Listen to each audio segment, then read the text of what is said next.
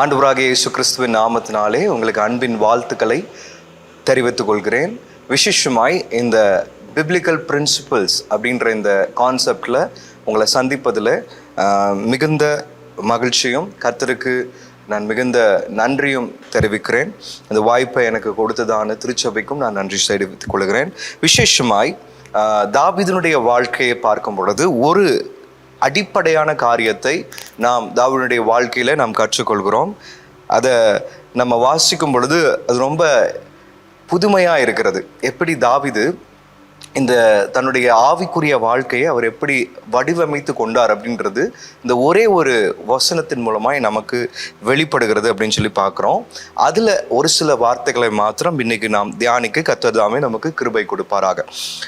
1 நாளாகமம் புஸ்தகம் அதனுடைய 11ஆம் அதிகாரம் 9ஆம் வசனம் இப்படியாக சொல்லுகிறது.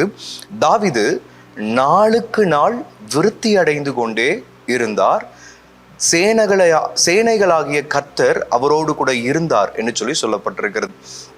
தாவீதுக்கு பெரிய செல்வாக்கு உண்டு, தாவீதுக்கு ஒரு பெரிய ராஜாங்கம் உண்டு, தாவீதுக்கு நிறைய பார்த்தீங்க அப்படின்னு சொல்லி பார்த்தீங்கன்னா பவர் இருந்தது, வல்லமை இருந்தது, பெரிய படை அவருக்கு இருந்தது, ரொம்ப வளர்கிற ஒரு பெரிய ராஜாவாக அவர் காணப்பட்டார் அப்படின்னு சொல்லி பார்க்குறோம்.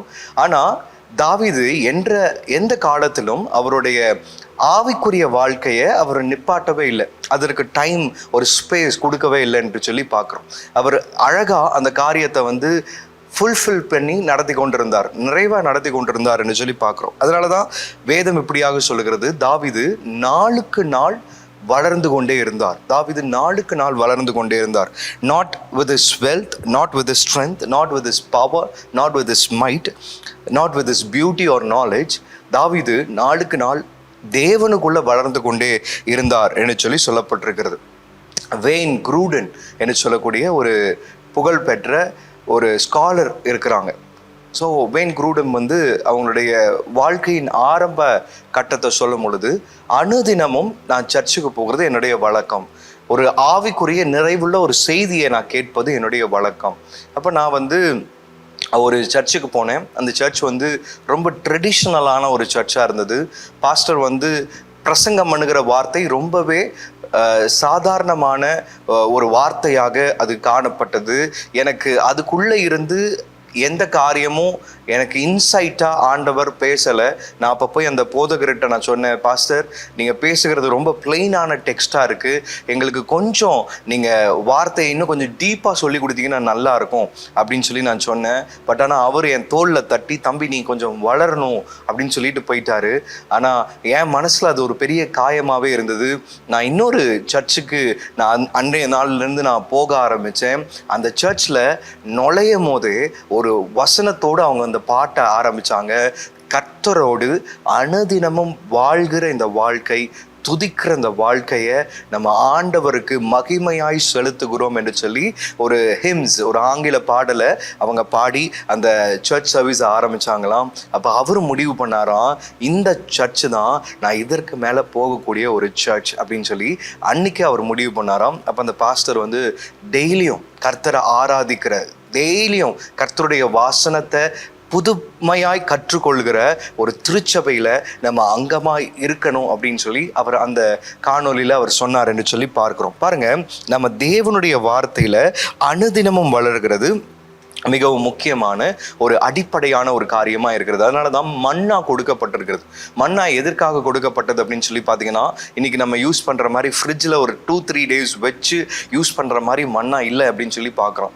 மன்னாவோட கான்செப்டே என்ன அப்படின்னு சொல்லி பார்த்தீங்கன்னா, டெய்லியும் அதை நம்ம சாப்பிடணும். ஒருவேளை நைட் முழுக்க அதை வச்சா அடுத்த நாள் அது என்ன ஆகிடும், கெட்டு போயிடும் அப்படின்னு சொல்லி சொல்லப்பட்டிருக்கிறது.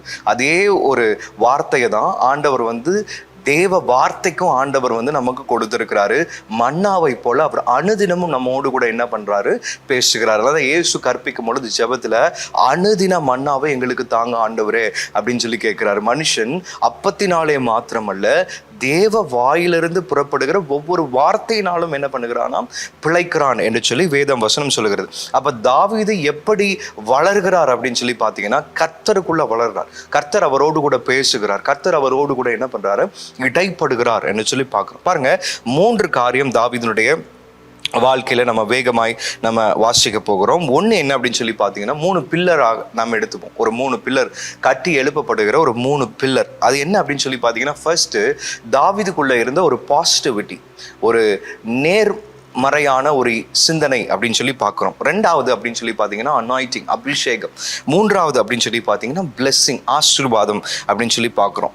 ஏன் அப்படின்னு சொல்லி பார்த்தீங்கன்னா, தாவீது தான் வாழ்ந்து கொண்டிருந்த அந்த காலத்தில் ரொம்ப அவர் வாழ்ந்து கொண்டிருந்த நேரத்தை பிரயோஜனப்படுத்தினார். சொல்றாரு, 1000 நாளை ஆகாமிய கூடாரத்தில் நான் செலவு செய்கிற 1000 நாளை பார்க்கிலும் தேவ பிரசனத்தில் நான் செலவு செய்கிற 1 மணி நேரம். சில நேரங்கள் அது ரொம்ப விசேஷம் உள்ளதாக ஒரு ராஜாவை சொல்லும் பொழுது அந்த எவ்வளோ ஒரு டிரான்ஸ்ஃபர்மேஷன் அந்த நாட்டில் ஏற்படுதுன்னு சொல்லி பாருங்க. தாவீதின் டைம்ல தான் நிறைய சங்கீதங்கள் எழுதுறாங்க, நல்ல வர்ஷிப் டீம் உருவாக்குறாங்க. அப்போ அநேகர் சங்கீதங்கள் எழுதுறாங்க. தாவீது அது எல்லாத்தையும் ஒன்றிணைக்கிறாருன்னு சொல்லி பார்க்குறோம். அப்போ தாவீதினுடைய பிரைமான ஒரு டைம்ல தாவீது வளர்கிறாருன்னு சொல்லி பார்க்குறோம். He made use of the time. Even அவர் ஒரு ஷெப்பர்ட் பாயா இருக்கும் போது கூட he was always worshiping Lord. ஆண்டவரோடு இணைந்து இருக்கிறவராக இருந்தார். ஏதோ ஒரு வளர்ச்சியை நோக்கி போகிறவராக இருந்தார் என்று சொல்லி பார்க்கிறோம். ஆண்டவர் அப்படிப்பட்டவர்களை தான் ஆண்டவர் தேடி வருகிறவராக இருக்கிறார். அவர்களுக்கு அபிஷேகத்தையும் அவர்களுக்கு ராஜ அங்க பதவிகளையும் அவர்களுக்கு பெரிய அந்தஸ்துகளையும் ஆவிக்குரிய வாழ்க்கையில கர்த்தர் கொடுக்கிறார் என்று சொல்லி பார்க்கிறோம். முதல் காரியம் என்ன அப்படின்னு சொல்லி பார்த்தீங்கன்னா, பாசிட்டிவிட்டி. தினம்தோறும் அவர் வளர்ந்து கொண்டே இருந்ததற்கு ஒரு மிக முக்கியமான காரியம் நேர்மறையான ஒரு சிந்தனை தாவீதுக்குள்ள இருந்தது அப்படின்னு சொல்லி பார்க்குறோம். ஒன்று என்ன அப்படின்னு சொல்லி பார்த்தீங்கன்னா, he never speak fear. அவர் பயத்தை ஒரு நாளும் பிரதானத்துவப்படுத்தலை. நெகட்டிவான டவுட்டை ஒரு நாளும் அவர் என்ன பண்ணலை, பிரதானத்துவப்படுத்தலை. எப்பொழுதுமே he spoke faith அப்படின்னு சொல்லி பார்க்குறோம். விசுவாசத்தை அறிக்கை செய்து கொண்டே இருந்தார் என்று சொல்லி பார்க்குறோம். நிறைய இடங்கள்ல நம்ம சங்கீதத்தில் வாசிக்கும் பொழுது தேவனோடு கூட அவர் தொடர்பு படுத்தி கொள்கிற அந்த வசனங்களை எல்லாம் கோர்த்து பார்த்தோம் அப்படின்னு சொல்லி பார்த்தீங்கன்னா, அது ஒரு பெரிய விசுவாசத்தின் வசனமா இருக்கும். ஆண்டவர் இடத்துல சொல்றார், கர்த்தர் என் மெய்ப்பராய் இருக்கிறார், நான் தாழ்ச்சி அடையேன். ஒரு விசுவாசத்தின் வார்த்தை. நான் மரண இருளின் பள்ளத்தாக்கிலே நடந்தாலும் பொல்லாப்புக்கு பயப்படேன், நீர் என்னோடு கூட இருக்கிறீர். நல்ல விசுவாசத்தின் வார்த்தையை அனுதினமும் பேசுகிற ஒரு நபராக தாவீது இருந்திருக்கிறார் என்று சொல்லி நாம் இந்த வசனங்களின் மூலமாகவும் வார்த்தைகள் மூலமாகவும் கற்றுக்கொள்வோம். தாவீதினுடைய வாழ்க்கை ரொம்ப சுகமான ஒரு வாழ்க்கையா இருந்ததா, ஒரு பயமே இல்லாத ஒரு வாழ்க்கையா இருந்ததா, இல்லை என்று சொல்லி பார்த்தீங்கன்னா ரொம்ப சட்டிலான ஒரு வாழ்க்கையா இருந்ததா அப்படின்னு சொல்லி பார்த்தீங்கன்னா இல்லை.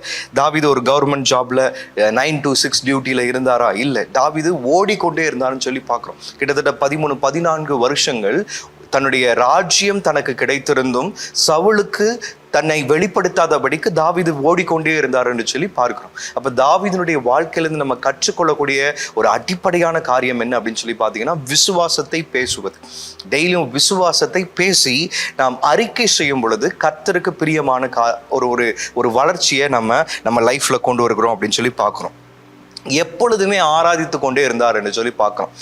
அது ஒரு குகையா இருந்தாலும் ஓடிக்கொண்டிருக்கிற வேளையிலும் பரிசுத்த ஆவியானவர் தன்னிடத்திலிருந்து விலகி போகிறார் என்று சொல்லி தெரிகிற அந்த வேளைகளும் ஏதோ நான் பாவம் செஞ்சுட்டேன், ஆண்டவர் என்னை விட்டு விலகி போகிற மாதிரி ஒரு சூழ்நிலை வருது, என் மகன் என்னை கொலை செய்யும்படியாக துரத்துகிறான், என்னுடைய மாமனார் என்னை கொலை செய்யும்படியாக துரத்துகிறார் என்று சொல்லி தன்னுடைய லைஃப்ல சொல்லி பார்த்தீங்க அப்படின்னு சொல்லி பார்த்தீங்கன்னா, he had many dark times, he had many dark places to live in. ஆனால் அந்த இடத்திலும் அவர் ஆராதிக்கிறவராக இருக்கிறார் என்று சொல்லி பார்க்குறோம். பாருங்க, தாவீது எப்பொழுது ஒரு நேர்மறையான ஒரு எண்ணத்தை கொண்டவராக இருந்தார். கடைசியா பாருங்க, தேவன் தனக்கு கொடுத்ததான இந்த சூழ்நிலையை ஒரு நாளும் தாவீது கர்ஸ் பண்ணவே இல்லை, சபிக்கவே இல்லை. தாவீது ஆண்டவர் எனக்கு இப்படி பண்ணிட்டாரு அப்படி பண்ணிட்டாருன்னு சொல்லாம அதை நேர்மறையா எதிர்கொள்றாரு. ஆண்டவரே, என் எதிரிகளை எனக்கு முன்னாடி கர்த்தர் நீங்க வைக்காதீங்க ஆண்டவரே, உங்க எதிரிகள் ப்ரிவைல் பண்ணாதபடிக்கு, என்னை ஜெயம் கொள்ளாதபடிக்கு என்னை பாதுகாத்து கொள்ளுங்க ஆண்டவரே, என் ஆத்துமாவை பாதுகாத்து கொள்ளுங்க ஆண்டவரே என்று சொல்லி அனுதினமும் ஆராதிக்கிற ஒரு இருதயம் தாவீதுக்குள்ள இருந்ததை நம்ம பார்க்கிறோம். டெய்லி வர்ஷிப், தினமும் ஆராதனை, தினமும் தேவனை தரிசிப்பது, தினமும் தேவனோடு தொடர்பு கொள்கிறது, அது ரொம்ப நேர்மறையா இருந்தது என்று சொல்லி பார்க்கிறோம். காலைல எழுந்திரிச்ச உடனே நமக்குள்ள பிசாசு என்ன கொண்டு வருவான்னா பல சோதனைகளை கொண்டு வருவான், பல சேலஞ்சஸை கொண்டு வருவான். கடன் பிரச்சனையா இருக்கலாம், இல்ல பிசிக்கலா நம்ம பாடியில இருக்கிற சில பெயினா இருக்கலாம், இல்லைன்னு சொன்னா தீர்க்க முடியாத சில தேவைகள் நிறைய நம்முடைய ஃபேமிலிஸ்ல இருக்கலாம், வாழ்க்கையில இருக்கலாம். ஆனா எப்பொழுதும் ஆண்டவர்கிட்ட சொல்லுங்க, ஆண்டவரே எனக்கு நேர்மறையான சிந்தனையை தாங்க ஆண்டவரே. எப்ப நேர்மறையான சிந்தனை நமக்கு வரும் அப்படின்னு சொல்லி பார்த்தீங்கன்னா, எப்ப நம்ம துதித்து கொண்டே இருக்கிறோமோ அப்பொழுது நமக்கு நேர்மறையான சிந்தனை வருகிறது அப்படின்னு சொல்லி பார்க்கிறோம். ரெண்டாவது, தாவீது வளர்ந்ததற்குரிய மிக முக்கியமான காரணம் அபிஷேகம். தாவீது ஒரு நாள் சாமுவேல் அபிஷேகம் செய்கிறார்.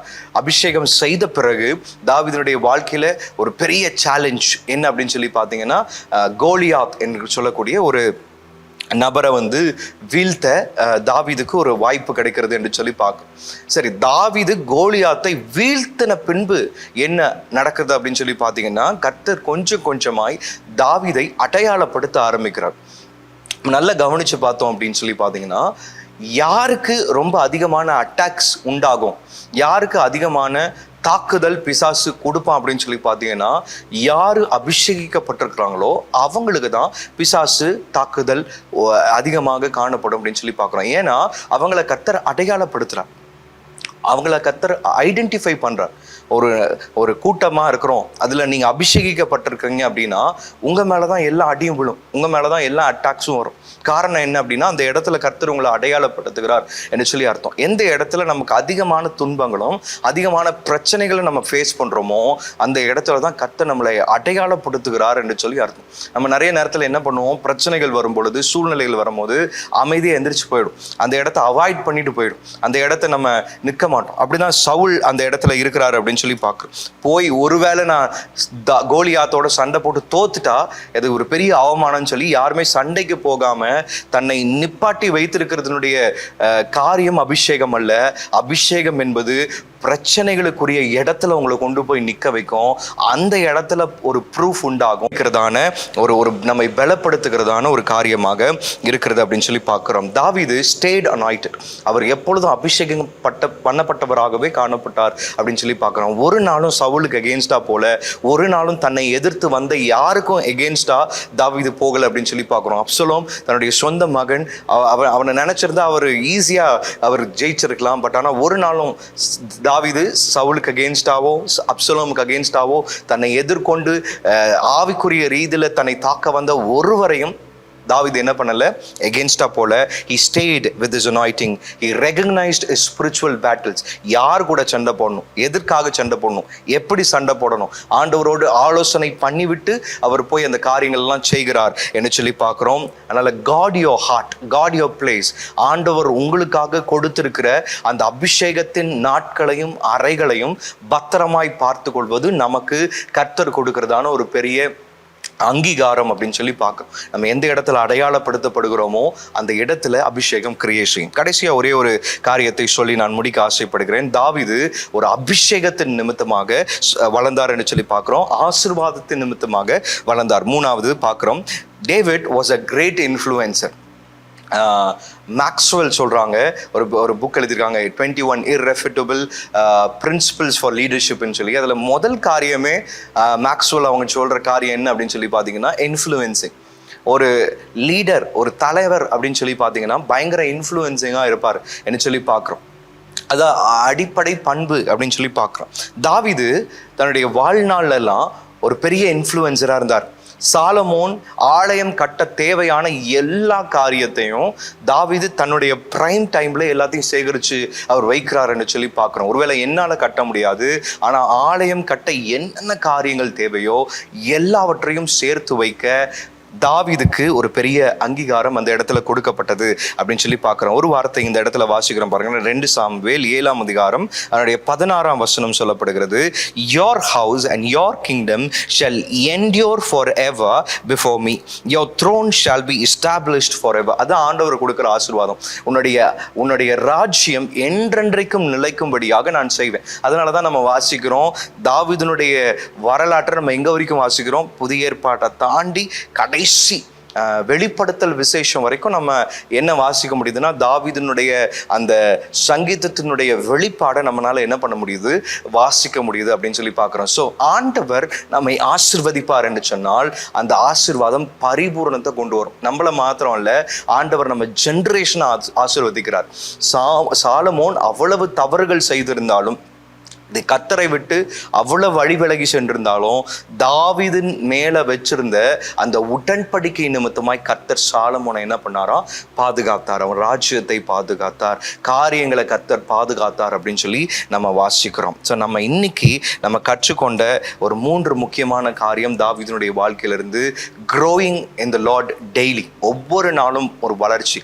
அதற்கு எனக்கு ஃபர்ஸ்ட் தேவை நேர்மறையான சிந்தனை, 2வது தேவை அபிஷேகத்தை பாதுகாத்து கொள்வது, 3வது தேவை ஆசீர்வாதத்தை தக்க வைத்துக் கொள்வது என்பதை மாத்திரம் நாம் இன்றைய தினத்தில் தியானித்திருக்கிறோம். கர்த்தர் தொடர்ந்து உங்களோடு கூட பேசுவார், இடைப்படுவார்.